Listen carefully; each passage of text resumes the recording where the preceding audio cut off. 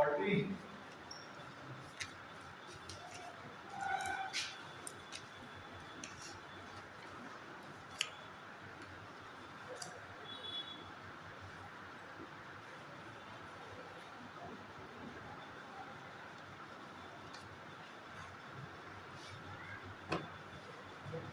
हमारा fundamental rights.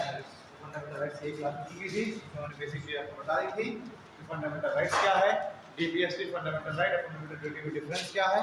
ठीक है, तो उसके बाद हम लोगों ने बात कर ली थी आर्टिकल 12 की। आर्टिकल 12 हमने कंप्लीट कर दिया था। आर्टिकल 13 की बात कर ली थी। आर्टिकल 14 की बात हो गई थी।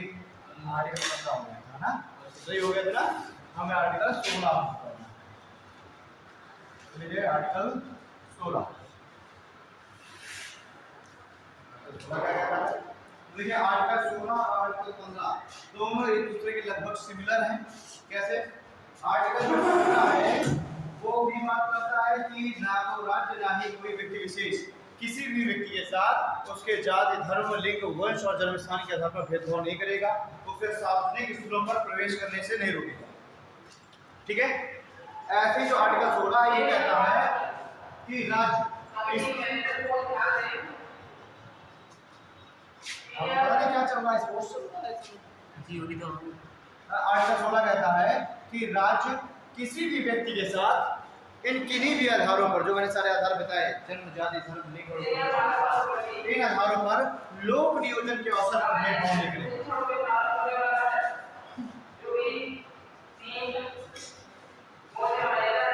लोक नियोजन के अवसर पर भेदभाव नहीं करेगा। ठीक है, लोक नियोजन मतलब सरकारी नौकरी वगैरह। ऐसा नहीं कि गवर्नमेंट अचानक रूल निकाल दे कि फलाने जाति का व्यक्ति फॉर्म नहीं भर सकता, है ना, या फिर इस धर्म का व्यक्ति फॉर्म नहीं भरेगा, ऐसा नहीं है ना। तो ये आर्टिकल 16 कहता है कि राज्य किसी भी व्यक्ति के साथ लोक नियोजन के अवसर पर भेदभाव नहीं करेगा, डिस्क्रिमिनेशन नहीं करेगा। तो आर्टिकल 16 देखिए, राज्य किसी भी व्यक्ति के साथ किसी भी व्यक्ति के साथ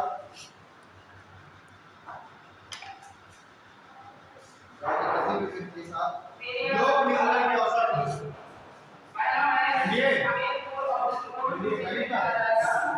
राज्य किसी भी व्यक्ति के साथ लोक नियोजन के अवसर पर भेदभाव नहीं करेगा।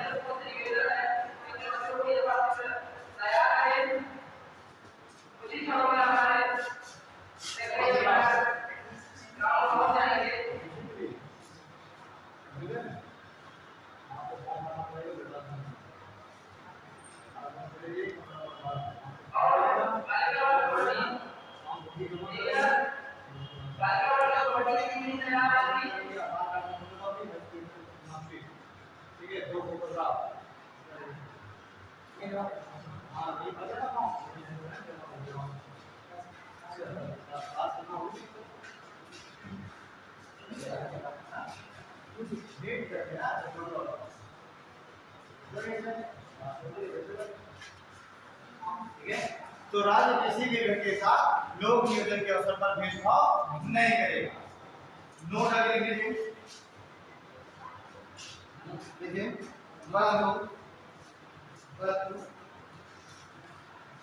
नोट आगे लिखना, परंतु राज्य एससी, एसटी तथा ओबीसी, परंतु राज्य एससी, एसटी तथा ओबीसी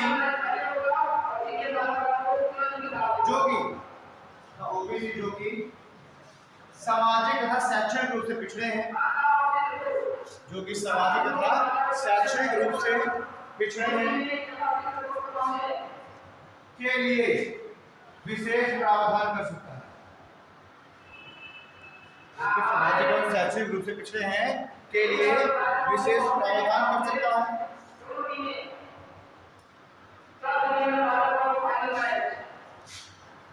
ठीक, हो गया आर्टिकल 16 में कि भाई एससी, एसटी और ओबीसी वो कैंडिडेट जो कि शैक्षणिक और सामाजिक रूप से पिछड़े हैं, है ना, उनके लिए राज्य कुछ विशेष प्रावधान कर सकता है, यानी कि उनको रिजर्वेशन दे सकता है, आरक्षण। तो लोग देखिए एक याद रहा है, नौकरी का तरफ भेदभाव नहीं होगा। और दूसरा कह रहा है कि राज्य ऐसे लोगों को जो सेक्सुअल समाज से पिछड़े हैं उनके लिए कुछ विशेष प्रावधान कर सकता है, यानी कि उनको लोग नियोजित सरकारी नौकरियों को क्या कर सकता है, वरीयता दे सकता है, रिजर्वेशन की बात कर रहा है। ठीक है। दूसरी चीज इसमें कहा गया है कि धार्मिक संस्थाओं में नियुक्ति हेतु, धार्मिक संस्थाओं में नियुक्ति हेतु धर्म को आधार बनाया जा सकता है, धर्म को आधार बनाया जा सकता है। धार्मिक संस्था जैसे मान लीजिए कोई मंदिर है, तो उस मंदिर में अब जो नियुक्ति है किसकी होगी, हिंदू की होगी कि मुस्लिम की होगी, यानी कि जो पुजारी का पद है, तो पुजारी के पद में कभी देखो मौलवी साहब पुजारी, तो लेकिन अब मौलवी साहब पहुंच जाए कोर्ट और कहते हैं कि ये तो जो मंदिर है, जैसे सोमनाथ मंदिर है, तो वो राज्य के लिए है, यानी कि उसका अब एडमिनिस्ट्रेशन कौन कर रहा है, गवर्नमेंट, उसका मैनेजमेंट कौन कर रहा है, गवर्नमेंट, सारा काम सरकार। तो अब अगर वो मौलवी साहब कहते हैं कि भाई मुझको यहाँ का मुख्य जो पुजारी है वो बना, क्योंकि हमारा आर्टिकल 16 कह रहा है कि लोग भाई वो भी तो लोग नियोजन है, भैया सरकार उसका मैनेजमेंट करे तो लोग नियोजन हो गया। तो अगर वो कह दे भाई हमारा आर्टिकल 16 कह रहा है लोग नियोजन के व्यवस्था पर भेदभाव नहीं होगा, तो मुझको पुजारी बनाइए, तो ऐसा संभव नहीं है। इसलिए इसमें क्या दे दिया, एक इसमें एक अपवाद दे दिया कि धार्मिक संस्थाओं में नियुक्ति हेतु धर्म को आधार बनाया जा सकता है। ठीक है, थर्ड पॉइंट, धार्मिक संस्थाओं में नियुक्ति धर्म को आधार बनाया जा सकता है। अगला पॉइंट देखिए, देखो 103 संविधान संशोधन अधिनियम, 103 संविधान संशोधन अधिनियम 2019 के द्वारा, 103 संविधान संशोधन अधिनियम 2019 के द्वारा, 2019 के द्वारा आर्थिक पिछड़ेपन को भी, 2019 के द्वारा आर्थिक पिछड़ेपन को भी, आर्थिक पिछड़ेपन को भी, आर्थिक पिछड़ेपन को भी पिछड़ेपन का आधार माना गया, आर्थिक पिछड़ेपन को भी पिछड़ेपन का आधार माना गया।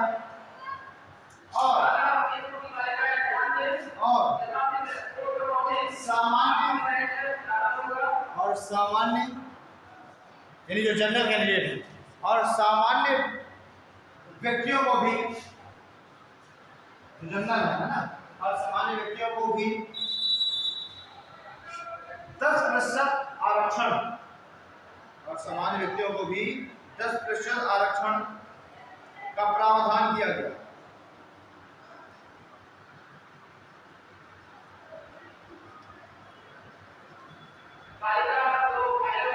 ठीक है, आगे लिखे आर्टिकल 17, आर्टिकल 17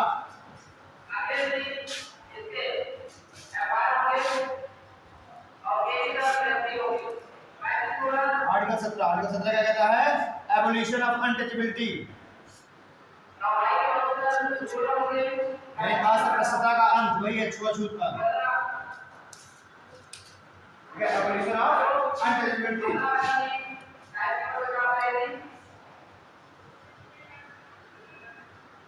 ठीक है, अब देखिए अनटचेबिलिटी का अंत करने के लिए सरकार के द्वारा एक एक्ट लेकर के आया गया, अनटचेबिलिटी ऑफेंस एक्ट,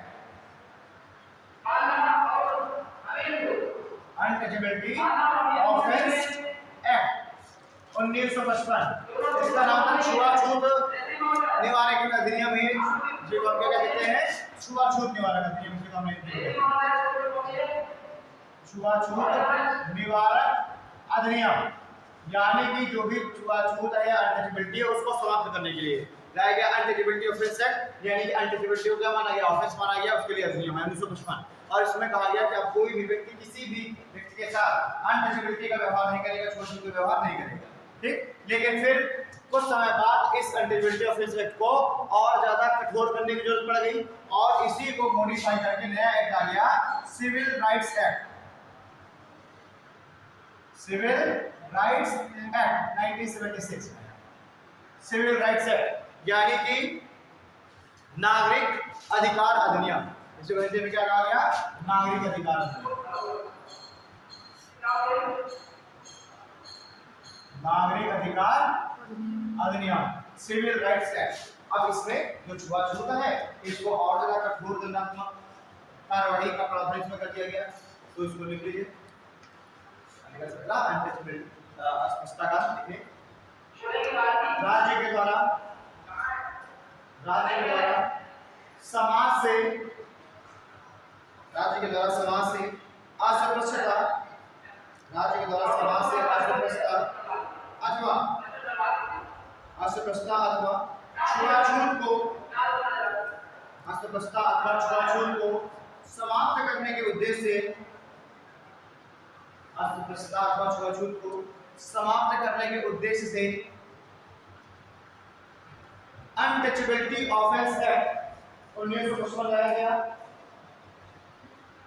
करने के लिए अनटचेबिलिटी ऑफेंस एक्ट 1955 लाया गया। अनटचेबिलिटी ऑफेंस एक्ट 1955 लाया गया। देखिए कुछ समय के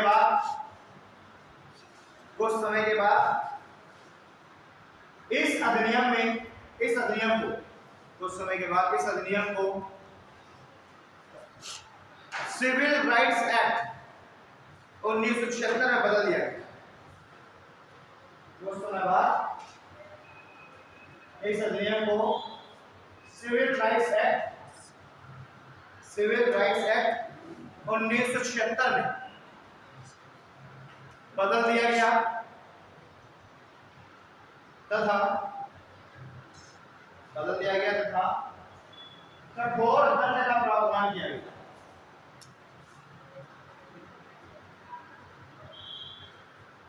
कठोर दंड का प्रावधान किया गया। ठीक है, इसमें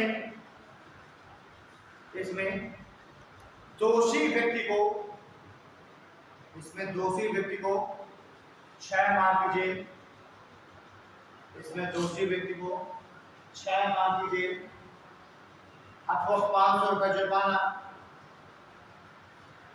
6 माह की जेल अथवा 500 रुपये जुर्माना या दोनों से दंडित किया जा सकता है। 6 माह की जेल, 500 रुपये जुर्माना अथवा दोनों से दंडित किया जा सकता है। यह अधिकार नागरिकों को, अगली लाइन अगला पॉइंट में किया जा सकता है। यह अधिकार नागरिकों को राज्य के साथ साथ नागरिकों में वृद्धि प्राप्त,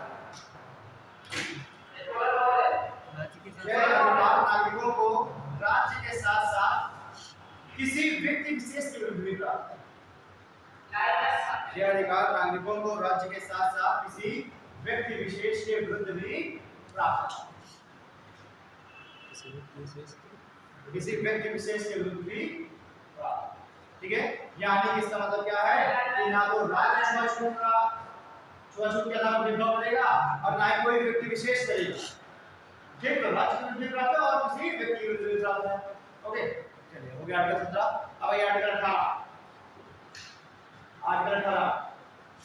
18 है उपाधियों का अंत, यानी एबोलिशन ऑफ टाइटल्स।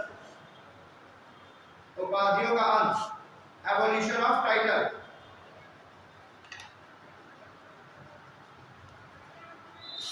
ठीक है, राज्य किसी भी व्यक्ति को कोई भी टाइटल नहीं दे सकता। टाइटल तो उपाधि, राज्य किसी भी व्यक्ति को कोई भी उपाधि नहीं दे सकता सिवाय शिक्षा और सेना की लाइन को छोड़,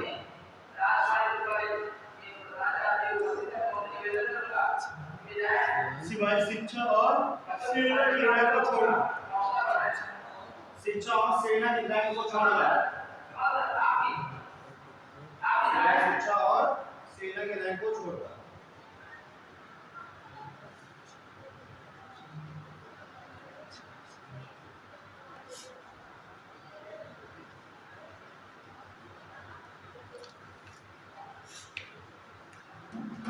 ठीक है, तो ये क्यों लाया गया, मैंने क्या बताया, ये हमारा कौन सा अधिकार चल रहा है, समानता का अधिकार चल रहा है ना। यानी कि समाज में इक्वलिटी लाने के, समानता लाने के सारे काम किए गए। तो ये छुआछूत है, जैसे आर्टिकल 17 में छुआछूत समानता ला पा रहा है नहीं ना, छुआछूत डिस्क्रिमिनेशन कर रहा है, तो इसलिए छुआछूत समाज हटाया गया ताकि इक्वलिटी आ सके।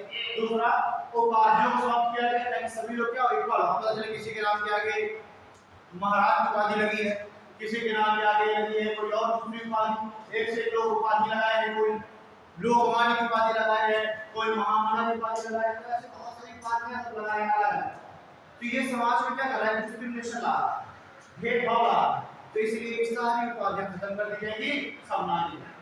तो अब राज्य किसी भी नागरिक को कोई भी उपाधि नहीं देगा सिवाय एजुकेशन और सेना की रैंक, और वो भी इसलिए तो उपाधियां रखी गई ताकि लोग शिक्षा के क्षेत्र की तरफ और सेना की तरफ लोग आकर्षित। नाम क्या लगाया जाएगा ना, ब्रिगेडियर सूर्यदेव सिंह।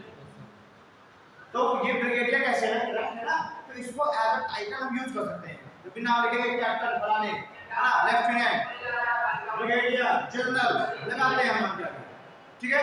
ऐसी शिक्षा में तो डॉक्टर, एडवोकेट, इंजीनियर और फिर तो एजुकेशन और सेना की रैंक को छोड़कर बाकी किसी भी क्षेत्र में उपाधि नहीं मिलेगी, ठीक है। अगला पॉइंट लिखें,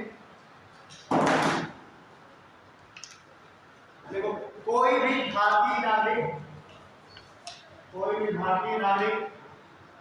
विदेश से, कोई भी भारतीय नागरिक विदेश से किसी भी प्रकार की उपाधि प्राप्त नहीं कर सकता, कोई भी भारतीय नागरिक विदेश से किसी भी प्रकार की उपाधि प्राप्त नहीं कर सकता, किसी भी प्रकार की उपाधि प्राप्त नहीं कर सकता, ठीक है। तथा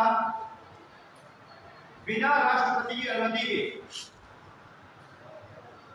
किसी प्रकार की उपाधि प्राप्त नहीं कर सकता, तथा बिना राष्ट्रपति की अनुमति के कोई भी उपहार ग्रहण नहीं कर सकता, बिना राष्ट्रपति की अनुमति के कोई भी उपहार ग्रहण नहीं कर सकता।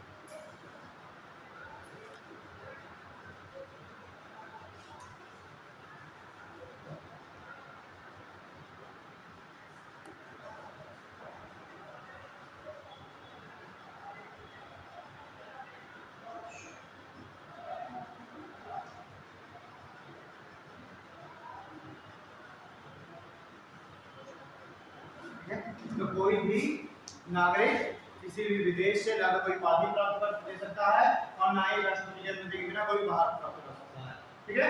अगला पॉइंट लिखिए, देखिए भारत रत्न, पद्म विभूषण, भारत रत्न, पद्म विभूषण आदि, भारत रत्न, पद्म विभूषण आदि उपाधि ना होकर सम्मान है, भारत रत्न, पद्म विभूषण, पद्मश्री आदि उपाधि ना होकर सम्मान है, इसलिए इन्हें भी उपाधि के रूप में इस्तेमाल नहीं किया सकता,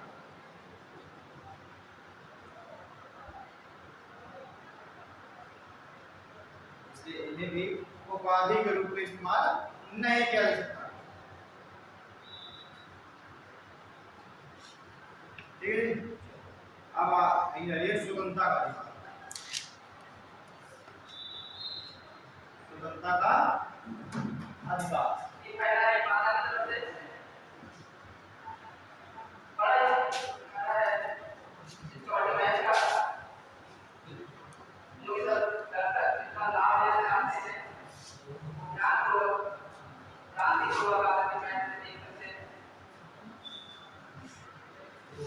समानता का अधिकार बढ़ गया। अगला आया स्वतंत्रता।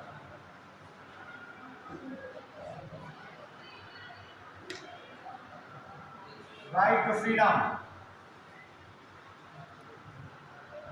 राइट टू फ्रीडम, स्वतंत्रता का अधिकार।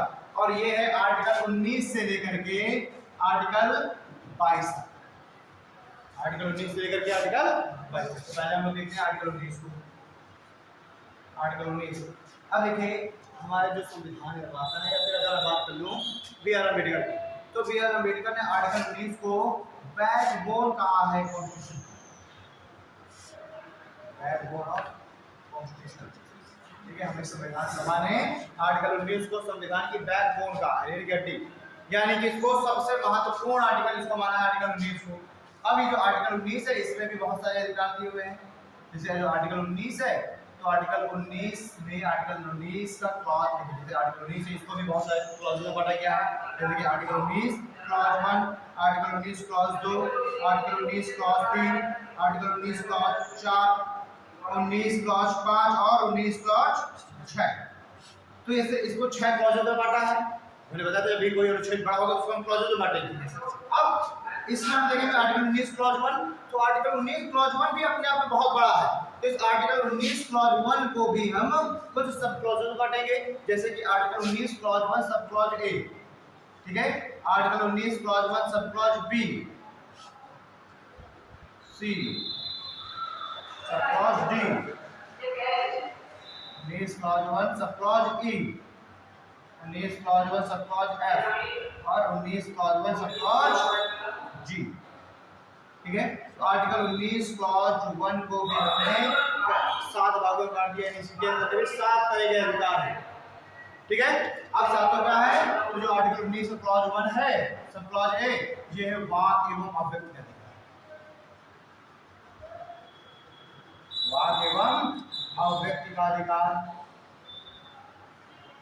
यानी कि प्रत्येक व्यक्ति को अपनी बात रखने का अधिकार है।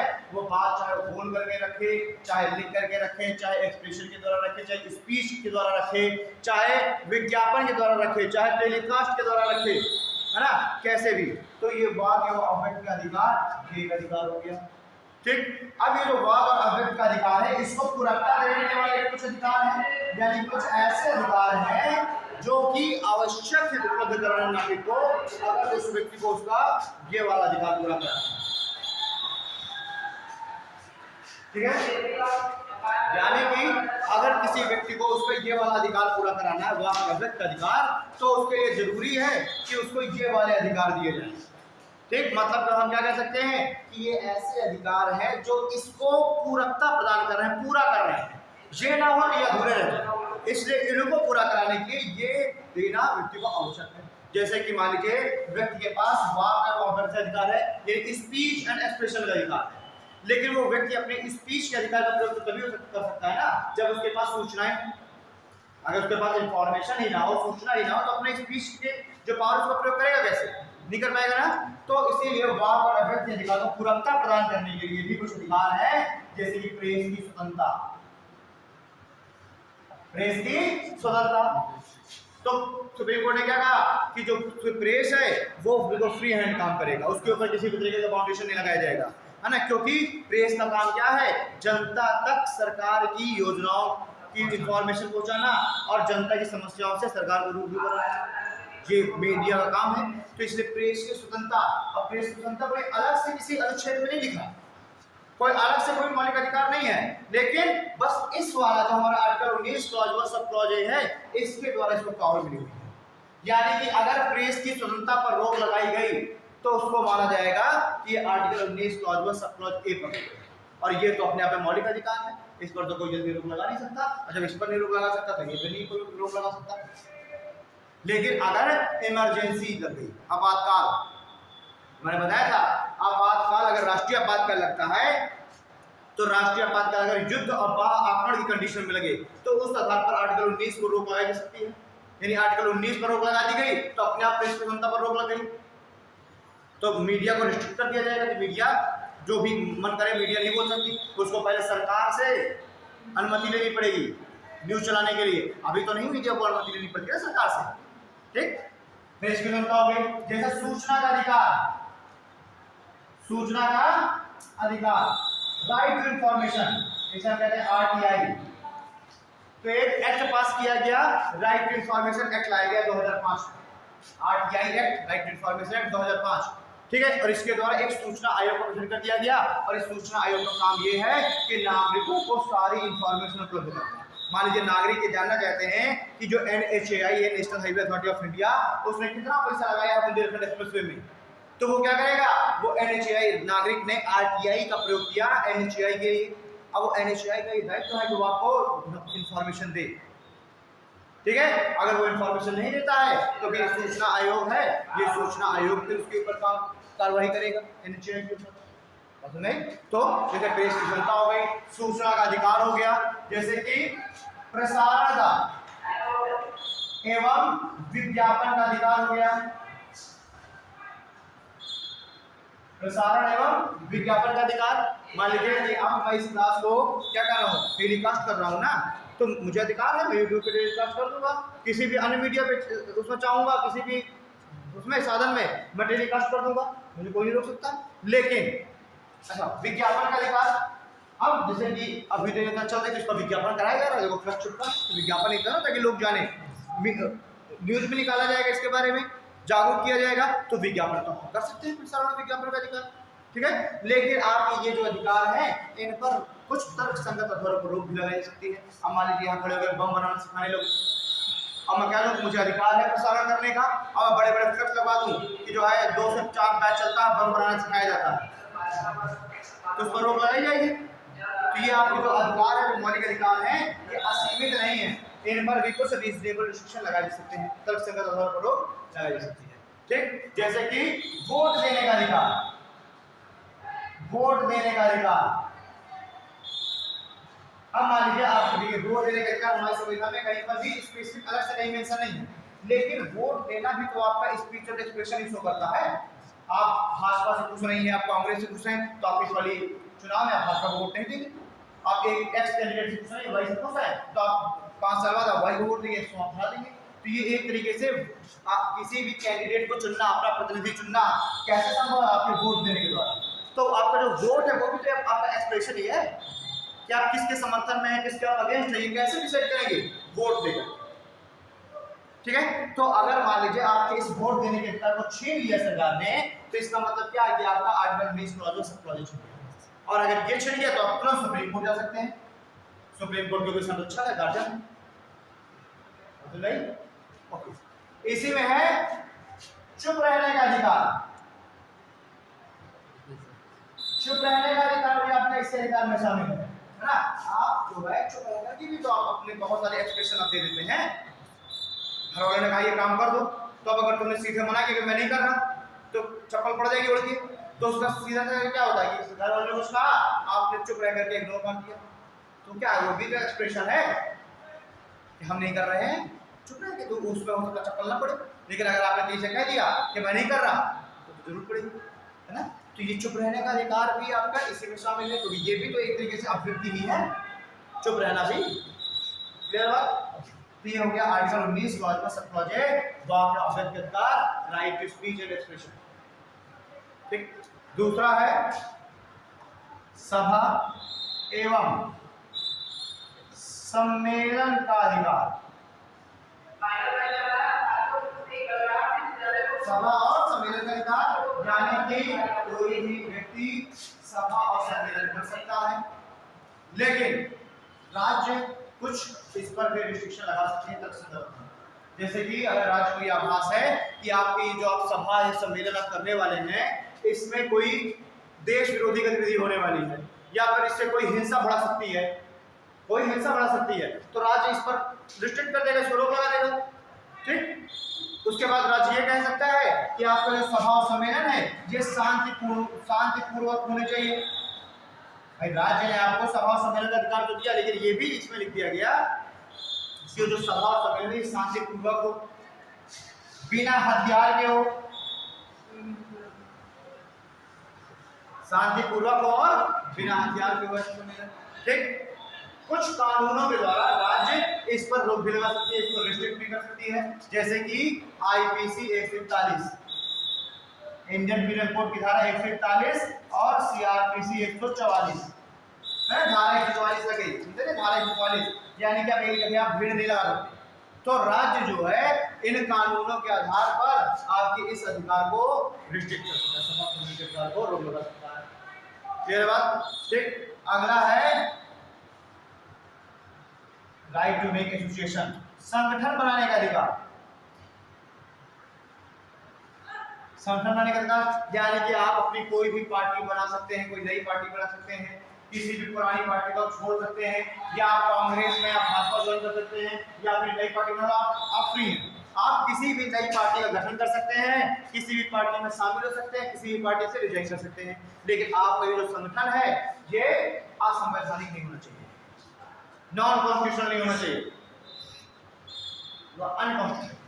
ठीक है, ये आपका संगठन अनकॉन्स्टिट्यूशनल नहीं होना चाहिए, असंवैधानिक नहीं होना चाहिए, यानी कि आपके इस संगठन, ये जो आपका संगठन है ऐसा नहीं होना चाहिए जिस पर संविधान रोक लगा, जो संवैधानिक ना हो, संविधान के विरुद्ध हो, ना, जैसे कि मान लीजिए अलकायदा, अब आपने संगठन बनाया और आपके संगठन का मोटिव क्या है कि हम सरकार के खिलाफ सशस्त्र विद्रोह करेंगे, अलकायदा हो गया, नेटे हो गया, अल्फा हो गया, तो ये भी तो संगठन है।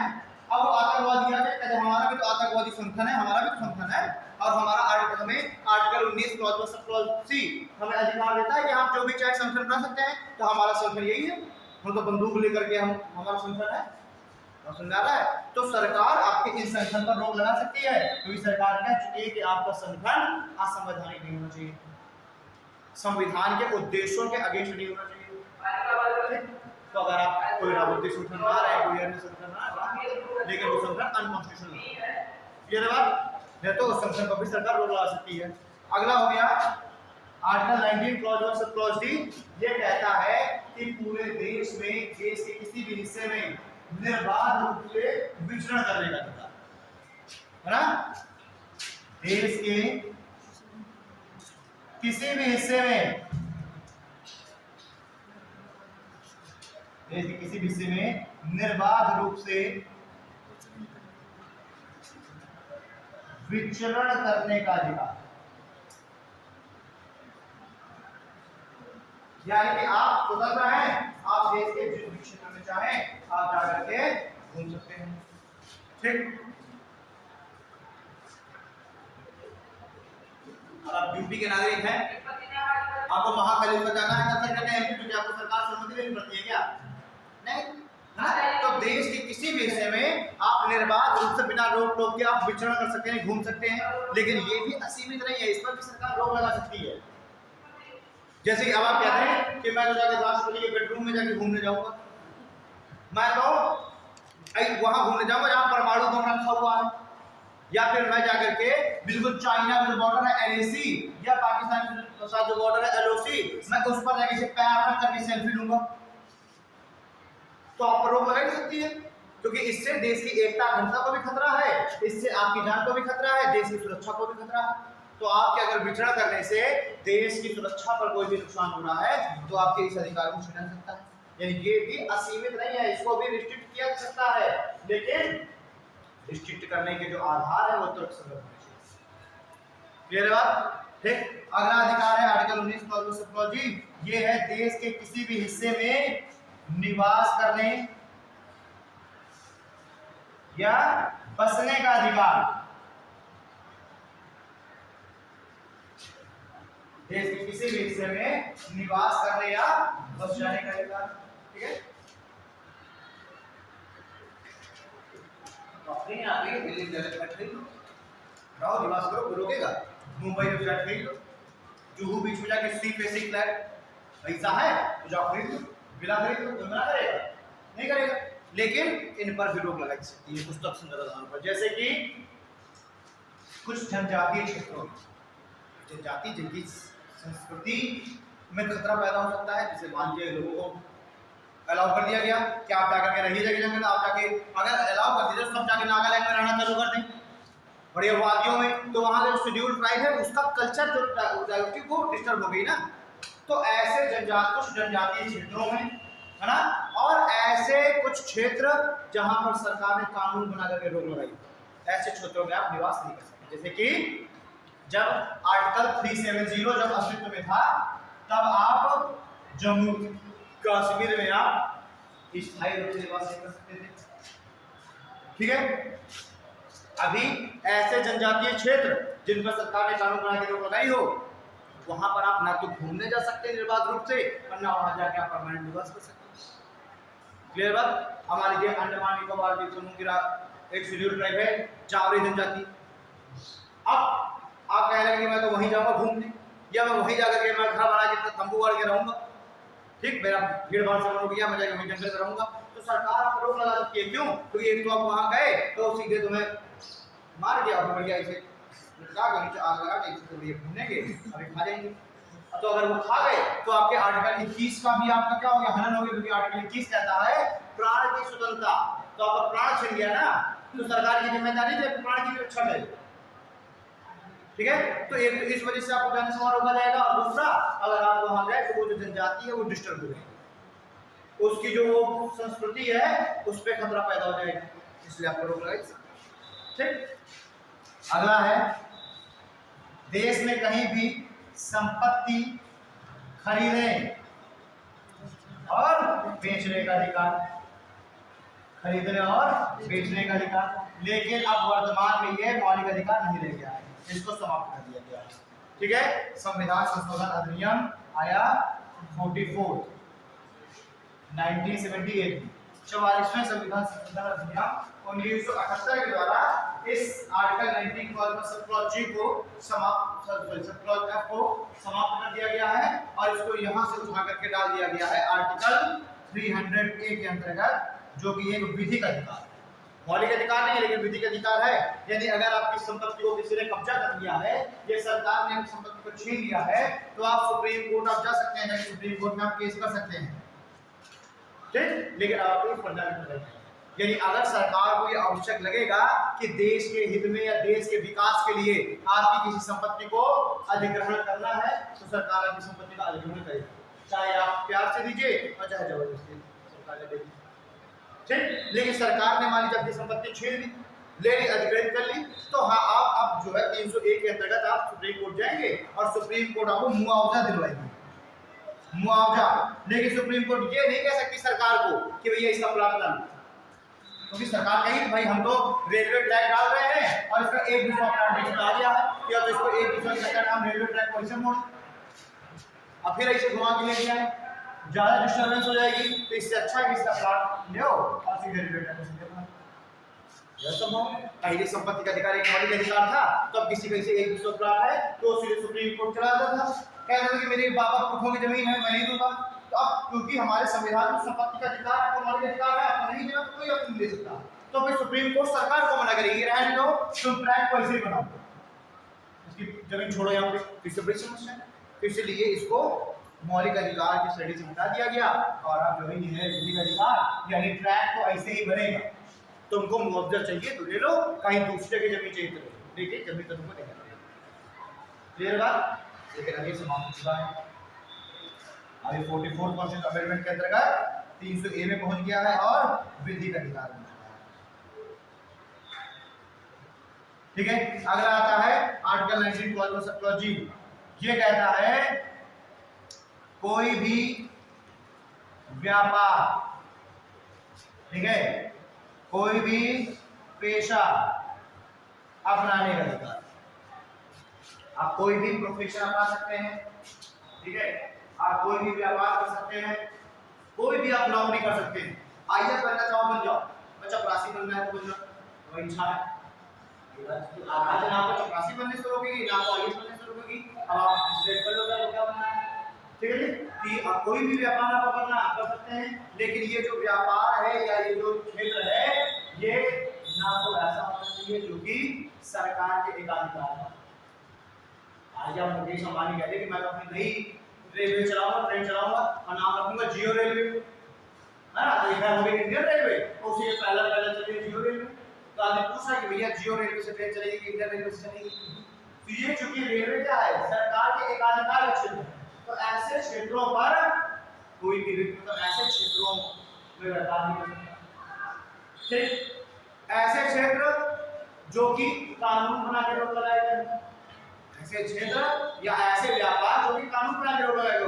अब तुम कह दो कि भैया सबसे ज्यादा तो प्रॉफिट है यार गांजा बिजनेस में, तो तुम कह दो मैं तो गांजा का बिजनेस करूंगा और ये 20 रुपया तक खरीद के लाऊंगा और उसके बाद 2 लाख में बेचूंगा, बहुत प्रॉफिट है।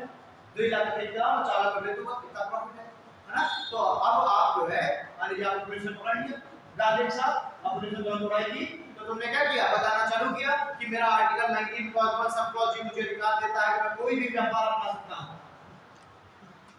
तो पुलिस वाला पढ़ा लिखा होगा तो पहले तुम्हारे चार्ज से डंडा मारेगा, अभी कहेगा कि भाई ये भी उसने कहा दिया है कि वो जो बिजनेस है, वो जो धंधा है, जो भी व्यापार है, वो तो ना तो गैर संवैधानिक होना चाहिए, ना तो गैर कानूनी होना चाहिए, और ना ही ऐसा क्षेत्र होना चाहिए जो सरकार के अधिकार हो, जैसे रेलवे हो गया, न्यूक्लियर रिसर्च सेंटर हो गए, एटॉमिक एनर्जी हो गई। क्लियर बात, ठीक है। और ना ही ऐसा चाहिए जो कि गैर कानूनी, जैसे कि human trafficking, human organ trafficking.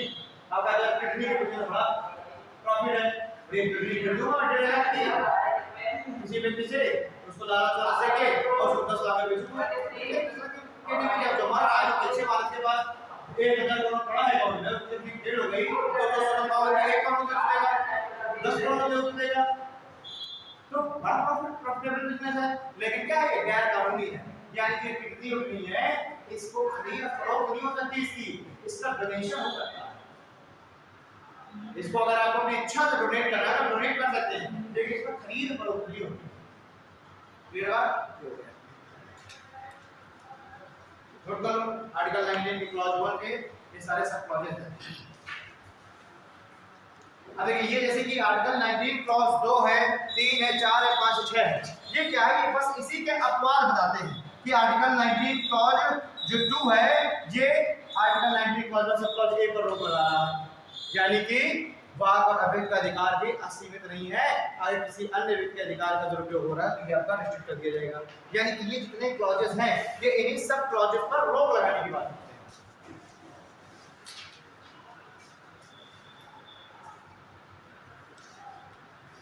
Second class combined है,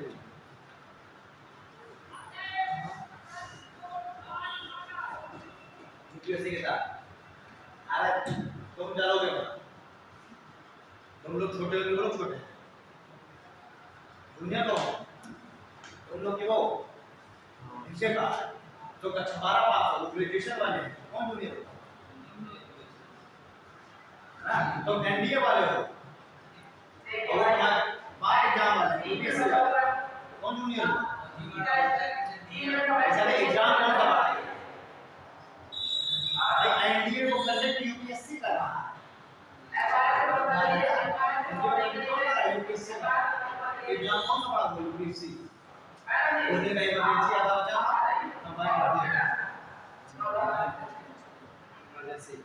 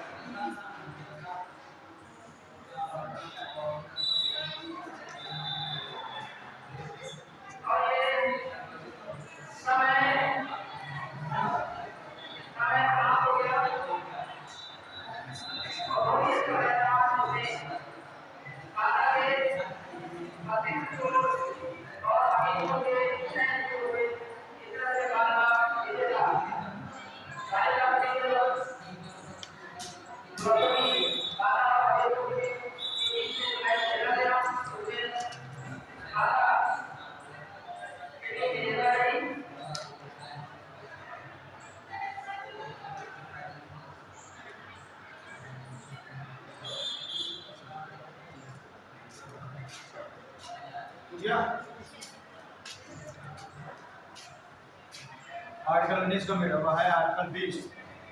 आर्टिकल 20 कहता है अपराध के लिए दो स्थिति के संबंध में संरक्षण।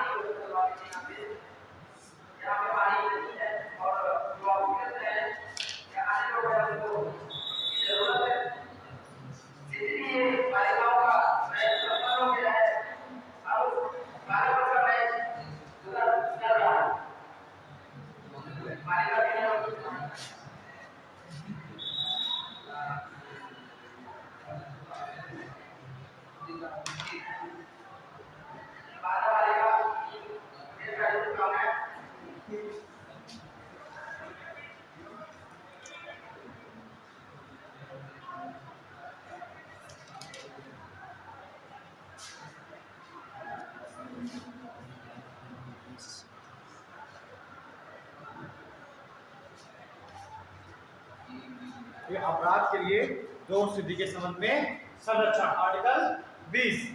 ठीक है, अब इसमें 3 प्रावधान। 3 प्रावधान इसमें। पहला है भूत लक्षी कानून का प्रतिबंध।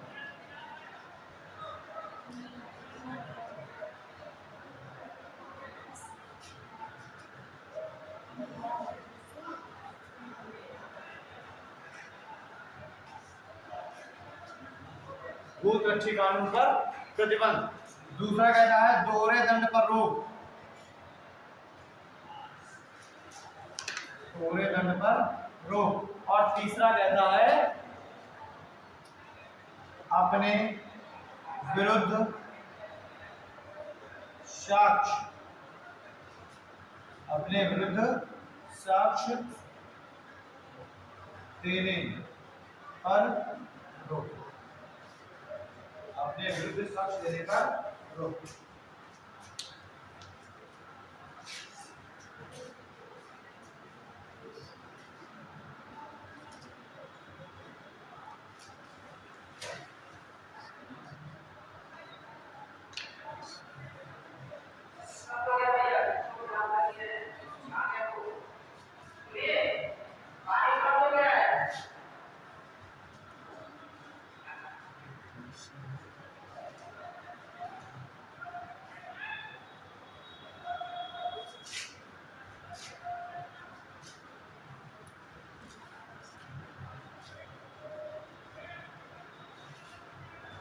ठीक है, इसको हम कहते हैं इसमें no ex post facto law.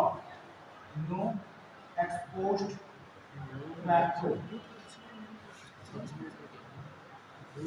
No ex post facto बोलते हैं इसे भूत लक्षी कानून का प्रतिबंध। इसे हम कहते हैं दोहरे दंड पर रोक, यानी कि नो डबल जियोपॉर्डी।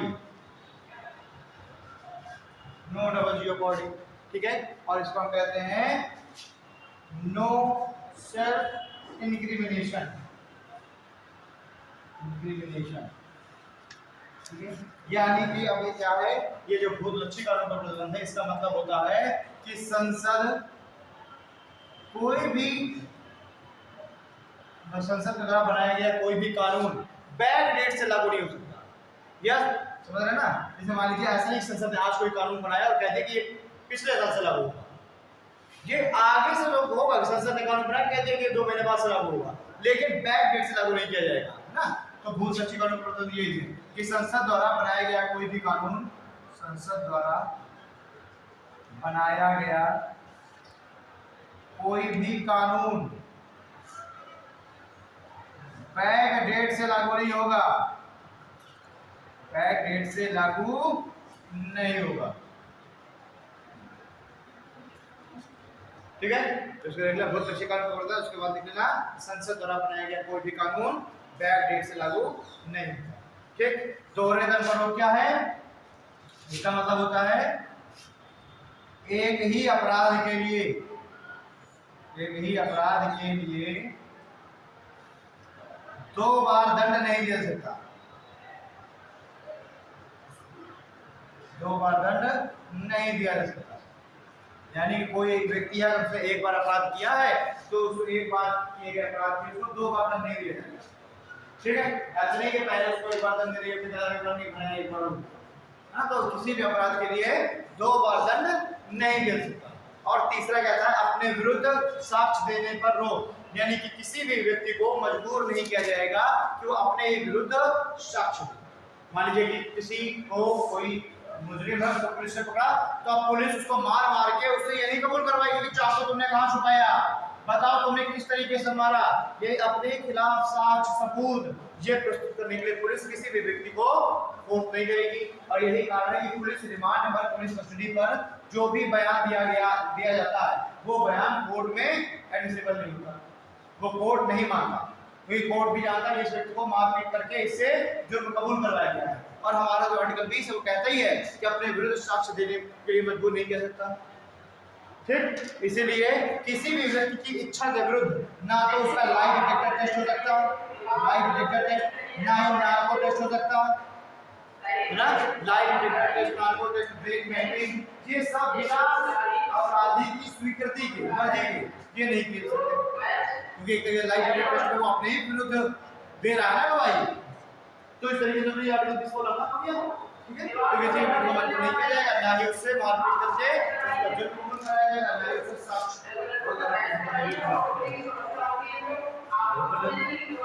तो आर्टिकल 20 3 प्रावधान है, 3 लोगों ने बता दिए।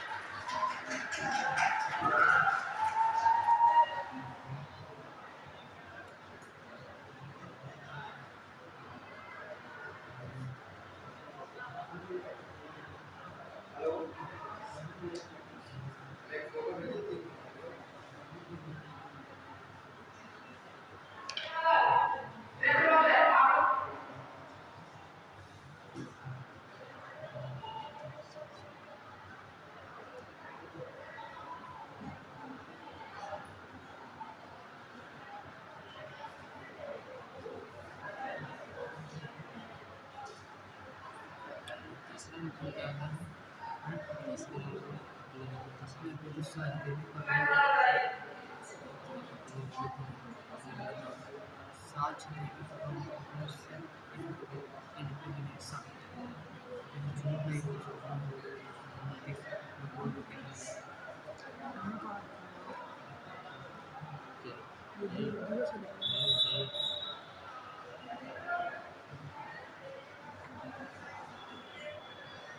है, तो अपराध के लिए दो से जो संरक्षण हो गया। अब देखिए आर्टिकल 21, आर्टिकल 21 है प्राण एवं दैहिक स्वतंत्रता का अधिकार।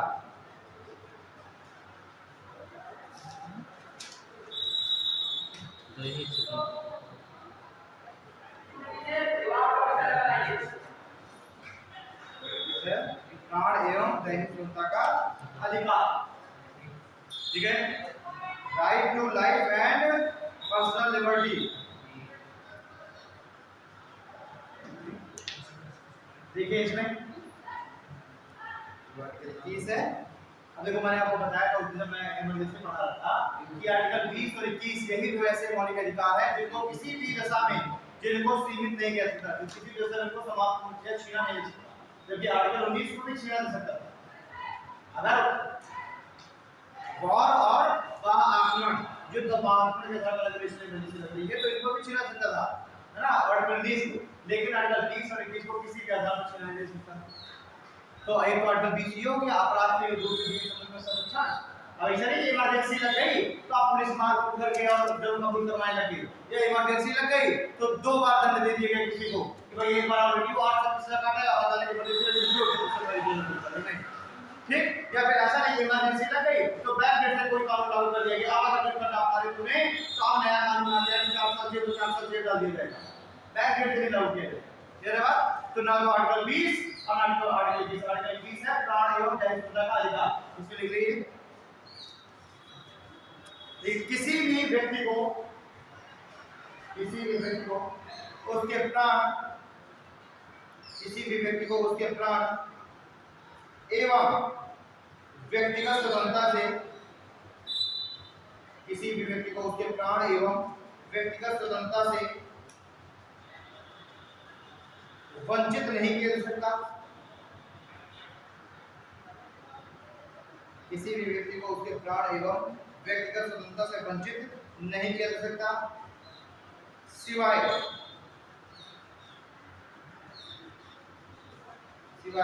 कानून सम्मत प्रक्रिया के।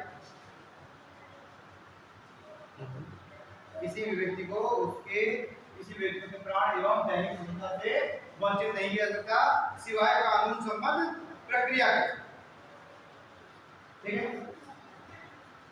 मतलब कि कानून बना करके ही सिर्फ किसी व्यक्ति के प्राण और दैहिक स्वतंत्रता को छीना सकता है।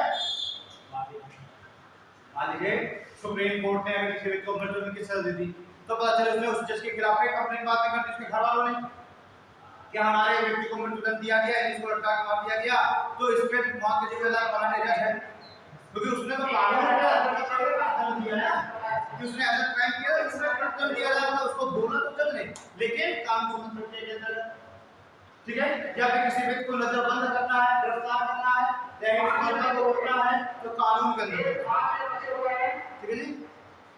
इसमें एक केस आया था क्या कहता है ये सीधे देखो मेनका गांधी केस,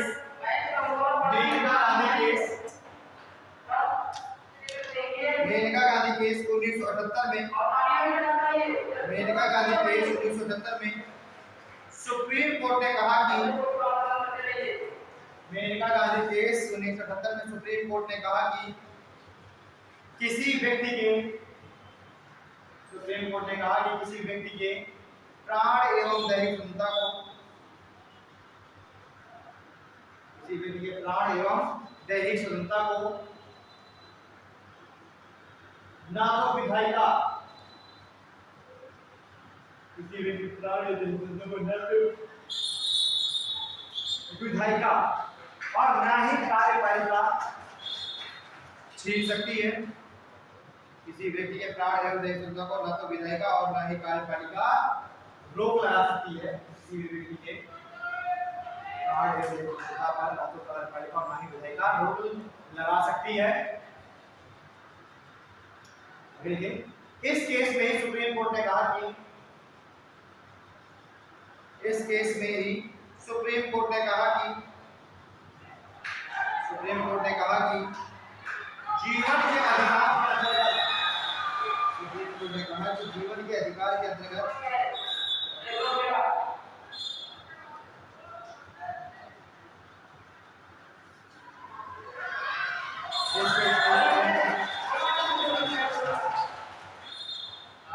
इस केस में सुप्रीम कोर्ट ने कहा कि जीवन के अधिकार के अंतर्गत सिर्फ जीवित रहना ही पर्याप्त नहीं है। जीवन के अधिकार के अंतर्गत सिर्फ जीवित रहना ही पर्याप्त नहीं है, बल्कि गरिमापूर्ण जीवन, सिर्फ जीवित रहना ही पर्याप्त नहीं है बल्कि गरिमापूर्ण जीवन का अधिकार शामिल है, बल्कि गरिमापूर्ण जीवन का अधिकार शामिल है।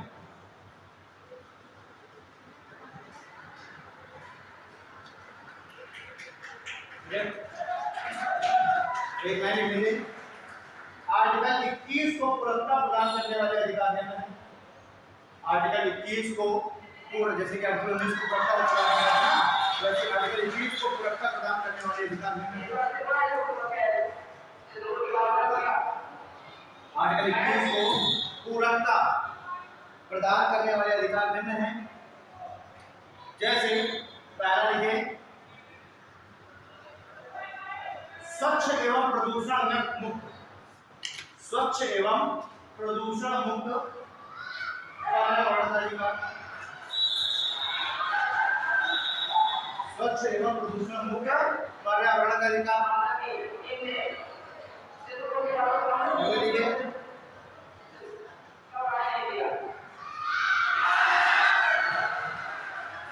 निजता का अधिकार, स्वच्छ एवं प्रदूषण मुक्त पर्यावरण का अधिकार। सेकंड है निजता का अधिकार, राइट टू प्राइवेसी,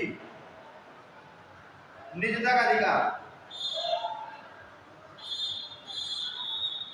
और देखिए जीविका, जीविका जीविका मतलब होता है अपने जीवन को चलाने के जो कमाना हो गया ना, जीविका कमा आवास, आवास मुफ्त विधिक सहायता, जीविका आवास मुफ्त विधिक सहायता, एम्बुलेंस,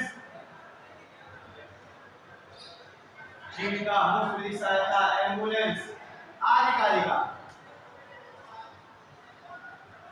एम्बुलेंस आदि का अधिकार। और देखिए रात्रि में सोने का अधिकार, रात्रि में गहरी नींद सोने का अधिकार, रात्रि में गहरी नींद सोने का अधिकार। अब देखिए क्योंकि इसमें क्या कह दिया गया कि रात्रि में गहरी नींद के सोने का अधिकार भी आपके आर्टिकल 21 के अधिकार को पूरा करेगा। मतलब कि सुप्रीम कोर्ट ने कहा अपने जजमेंट में कि अगर कोई व्यक्ति रात्रि में गहरी नींद नहीं सो पा रहा है तो उसके प्राण के अधिकार का उल्लंघन हो सकता है। क्योंकि अगर आप रात में गहरी नींद नहीं सोने को मिलेगा आपको तो आप बीमार हो जाएंगे, बीमार हो गए तो आपके प्राण की सुरक्षा नहीं रहेगी, वो सीमित हो जाएगी। इसलिए सुप्रीम कोर्ट ने कहा कि रात में 10 से लेकर सुबह 6 बजे तक गहरी नींद में सोने का अधिकार भी आपके आर्टिकल 21 के अधिकार को ही पूरा करने के लिए आवश्यक है। इसलिए हम देखिए समय समय पर सरकार आदेश जारी कर देती है, डीजे बजाना, क्योंकि एक बार डीजे बजेगा तो आपकी नींद डिस्टर्ब होगी, तो आपके सोने का अधिकार से तो आपका जो मौलिक अधिकार है आर्टिकल 21 ये क्लियर है। इसलिए रात में सोने का अधिकार भी एक मौलिक अधिकार ही है, मौलिक अधिकार को ही प्रदान कर रहा है। ठीक है, नोट डाल करके एक पॉइंट लीजिए, देखो जीवन के अधिकार में मृत्यु का अधिकार शामिल नहीं है, जीवन के अधिकार में मृत्यु का अधिकार सीमित नहीं है, जीवन के अधिकार में मृत्यु का अधिकार सीमित नहीं है। इसीलिए आत्महत्या को सेक्शन 309 के तहत, इसलिए आत्महत्या को सेक्शन 309 के तहत दंडनीय अपराध माना गया।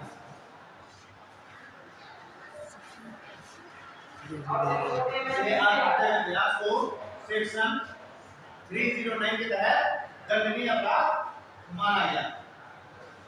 ठीक है, और नोट डाल एक पॉइंट और लिख लीजिएगा। सुप्रीम कोर्ट ने अपने निर्णय में सुप्रीम कोर्ट ने अपने निर्णय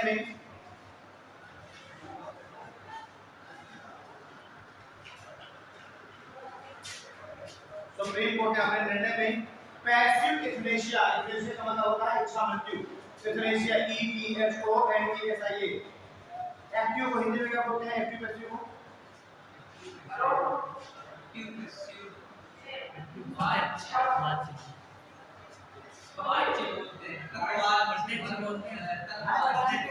प्रत्यक्ष अप्रत्यक्ष ना, हाँ डायरेक्ट इनडायरेक्ट पैसिव।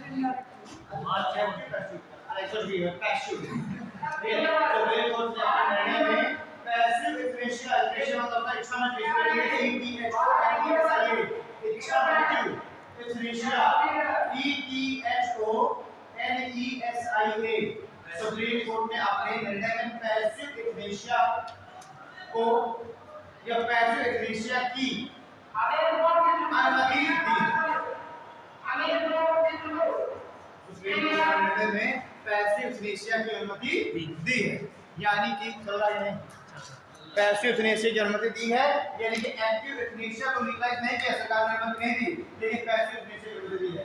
एक्टिव इथनेशिया क्या होता है कि कोई व्यक्ति अगर ऐसा है इस कंडीशन में कि अब उसके रिकवर होने की कोई संभावना नहीं है, यानी वो व्यक्ति कोमा में है, उसका ब्रेन डेड हो चुका है, ब्रेन डेड हो चुका है, तो अब वो रिकवर होना नहीं हो नहीं सकता, बस जितने भी 2 महीने 4 महीने साल भर बेड पे लगा रहना।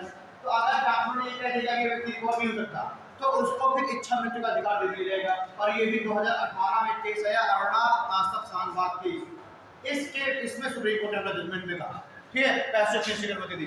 तो एक्टिव इथनेशिया का मतलब होता है कि अगर किसी व्यक्ति का ब्रेन डेड है तो उसको इंजेक्शन लगा के उसको निपटा दो, ये तो हो गया एक्टिव इथनेशिया, इसकी कंडीशन नहीं है। लेकिन पैसिव इथनेशिया की अनुमति है, यानी कोई कंडीशन में कभी रिकवर नहीं हो सकता तो उसके जो लाइफ सपोर्टिंग एलिमेंट है उनको डेली से हटा दिया जाएगा, या कोई ऐसा इंजेक्शन जो 20,000 का इंजेक्शन है डेली लगेगा, जब तक लगेगा तो जिंदा है, ये लगना जिस दिन बाद 20,000 का इंजेक्शन लगेगा तो उसको कोई इंजेक्शन देना बंद कर दिया जाएगा। ऐसे करके उस व्यक्ति को इच्छा मृत्यु दे दी जाएगी। तो पैसिव इथनेशिया कोर्ट ने एक्टिव इथनेशिया को परमिट नहीं किया। ठीक है, धन्यवाद।